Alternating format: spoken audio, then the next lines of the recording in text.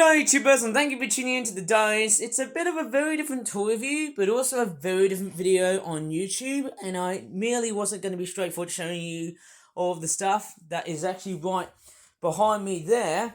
And as a giant surprise, that might be featured on a separate video sometime at least around, well, let's just say Saturday and Sunday. But first off, I'm going to kick along and talk about something that I actually got 6 of these new items from. Well, when was it? Was it last week? I went there on it. Was that Monday of last week? I can't really remember, but I could tell what the guys had. I was actually at the very end of September of 2025, and I bought just 2 things actually. So I got this. You remember I showed you this train here, which was like a blue. It was like Thomas, but with 4 wheels, 4 red wheels to possibly say the least. Well, lo and behold, I found what looks like to be a Matchbox toy train. It says 4345. I heard Matchbox actually did some trains, and you might be thinking, Ivan, you must be completely bonkers. But no, I've actually realised Matchbox has actually released 2 more trains. I think that there was a Great Western Pannier Tank locomotive, die-cast, that has also been sold. It looks actually quite nice. Looks like a generic-looking Hornby-looking locomotive thing. And overall, it's got the licensing to Matchbox, and I can also see, most importantly, it's not made in China, and if I get the camera to focus properly and clearly, it says it's made in England. How interesting is that? Yeah, surprising to see why this toy will be made in England. It's a fairly impressive looking toy. It's got like couplings, it's got the hook on one end, and then it's also got the eye on the other end. It's actually on the front. The hook is on the back. You can actually stretch the hook, and you can actually a couple of other trains, which is actually quite nice to actually have. I don't think I've actually got any other Matchbox trains. This is the only one I've got. It actually has certainly had a little bit of love. Nevertheless, the axles, they're actually quite relatively nice so far. And alongside the train, which looks fairly detailed, although it looks a little bit cheap and cheerful, so that's why I got it for £1 at one of the charity shops at Kingston. And actually, both of these were from the same charity shop, and lo and behold, I've actually got a few trash packs. These 2 are the Ultimate Fighting Trash, and then this one here, I believe this one there, and this one there, and also that toy there, are just normal trash packs. And if I actually handle one of these, yep, these are like little squinkies. That there's like a white pair of jeans with like noodles or pasta or spaghetti on the top. Quite weird, isn't it? And then we've also got like, is that like a rockroach or cockroach? It's quite a bit of a weird looking one, isn't it? With purple stuff. I mean, it's just a purple body, and the fact he's wearing a glasses and say, hey, cool man, look, I've got green saliva so I can spit on people and make them go pukey, pukey, puke. Right, and then you've also weird looking goopy looking thing. It's got like, well, it looks like someone has squashed a snail, and then all of a sudden it has emigrated to a bucket. How the hell would a snail would literally be embodied to a bucket? Doesn't make sense, doesn't it? But anyways, there's some of the 5 looking toys, the 5 cool looking toys that I got from this very cool looking charity shop, which is at Kings Norton. Actually, it's the Birmingham Hospice charity shop. Actually, 5 to 6 toys I got. So I've got 5 for £1, and then that one there makes it for about £2. And I only bought these last week. Yeah, as strange as it sounds, I nearly forgot to do a toy review of these. Or was it Thursday of last week? I can't actually remember, because I do know I seem to be a bit of a soul toy collector of whatever is on sale. I do collect a lot of like very weird charity shop finds, but there's actually a bit of a big surprise that is actually behind me. I'm not sure how much I'm actually sort of thinking. Remember I did the wooden train video? Well, I've actually got another toy here that's actually coming right up.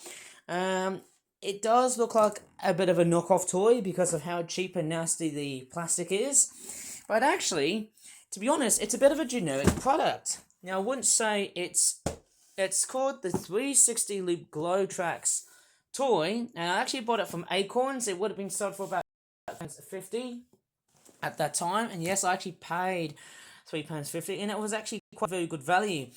It's got a very good looking feature of a lot of races, a flexible assembly track, so I'm probably presuming that the track is fairly much a little bit like flexi track that you get in very weird train sets, and also has a lot of motorized fun. On the back of the box, I'm pretty sure ages 5 and up. Why is it ages 5 and up? Is it because it's got blaring lights, or is it like a toy? Maybe it's got some very sharp and nasty plastic where it's like, you know, how can I even say it? I don't know what to really say. I'll give you a bit of a brief unboxing to see what it's like. This is just a bit of a sneak peek of what's to come later on. As I might have to probably hold this toy review up towards like Saturday night, because to be honest, I haven't got any batteries because this toy actually requires 3 AAA batteries. But I want to show you what's inside. All you get is, it's just track. So it's just track, and then there's even more track.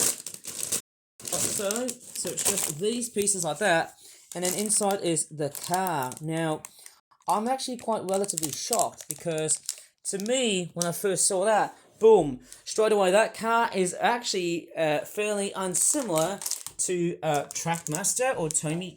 I've actually got a piece of Tomy or Trackmaster Road. I need to straightforward clear out some junk here. And actually, when I first saw that car, apparently, it's actually a tad larger. And if I put it over here, I've actually noticed that this vehicle is actually a lot much more bigger than Tomy Road. So, unfortunately, I don't think that's going to fit in. But nevertheless, it is quite a unique looking car. Strangely enough, it actually does look fairly nice. Obviously, the one thing that could have been, well, let's just say a little bit more better was to downsize this car. Let's just say make it as about roughly the same size as a Hot Wheels car or a Disney Pixar's car. But sadly, this car is actually a little bit too wide. In fact, the Tomy Road system is actually quite relatively slim. So I wouldn't straight put that one on as something that's quite compatible, and it's something I didn't expect. But yes, anyways, I'm going to straightforward repack off this stuff. Now I should straightforward focus that on a separate video, because obviously it won't be an actual toy review. This is just a bit of a sneak peek of what's to come. But I'm very curious of what this car is going to be like. It's going to be really, really fun. I'll tell you what, guys, and see if I can straightforward play against with some Trackmaster and Tomy trains, because I love toys that move all by themselves. You know, they're called Guinness toys. Excellent sort of toys I really like to watch. Okay, at least it's not that coffee, if that's a word. It's not too much of a cheap and nasty dark side product, as what Leo would always say. He would always say that on his YouTube channel, doesn't he? When he looks at cheap and nasty made in China themed products, or plastic that is just so easily brittle. But yes, this is what I've got. And actually, if I look at the bottom of the box, obviously this is what I found.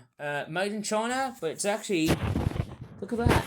It says designed exclusively for the entertainer. And there's a lot of in there. What the hell is with that Arabic writing there? I can't really tell. And let's not forget the sad onion. 0 to 3 sad onions. There you go, Stuart Ashton. There is your homage of me making a very weird interpretation of that weird looking gag. Yes, it's actually quite a fun looking set, and to be honest, once I'm doing this toy review, I bet it's going to rock really, really well. But then there's another consequence I've actually got. The sad part is, after doing toy reviews, here's something I really got to say to myself. I know I'm really pleased to just straightforward look at some various different toys from other toy companies, but the sad part is, my YouTube channel is in a lot of trouble at the moment here. Obviously, sorry for the glaring light right over in front of me. Of course, nowadays I'm getting a little bit lazier these days, and the part is that, as I don't know how much I could really say, but I feel like I'm making that much very good stuff these days. And honestly, I think since at least the summer of 2025, I think it's got to the point when everything has actually gone, well, a little bit too far, a little bit up ahead. I think I've just straightforward climbed as much videos as I can. And the fact that I feel like I've been making too many videos on YouTube has maybe felt like, well, what can I do? You know, I feel like there's just way too many video ideas which are just straightforward getting lost these days. Surely, I feel like I'm losing so much stuff. I mean, it's almost hard on just uploading, video after video after video, and then you have to rename everything. It's a complete nightmare that you have to do it. All that time and pressure to keep on building, sets like that car set that I'm just anticipating to build on Saturday night. I mean, that's what I'm looking out for. I'm sorry to say this, but yes, I know I'll be still doing tool reviews, but also at the very thin line that I'm also going up towards with, I'm actually straightforward losing so many ideas of what videos I can make in relationship to toys. So in that case, there'll be not many toy videos, but will be other genres of various videos I make. Various rant videos. I mean, what can I do to just straightforward keep my channel running? If I feel like I'm running out, I've got no more toys to review because I've already been making so many toys, or the fact that I'm running out of resources. It's obviously gone into it's kind of obvious to know that I've gone up towards the peak of my YouTube channel, and I think that's pretty much about it. So in this case, I better leave this video here before I get into way too much trouble. As always, if you really enjoyed this video, please give this video a very good like, subscribe for more videos, and also for that videos in the future. And I'm really sorry I haven't produced any other various good content at the moment, because given the peak that I've gone through at the moment here, in fact I have ever since the summer of 2025, and I need to rename all of these videos. Pardon me for the hiccups, but I need to stop being lazy and get on with my work. Anyways, thanks so much for watching, and have a great great year, so I suppose, because 2025 is going away, and then yep, that's it. Bye guys. Now, not much to say, isn't it? Nah.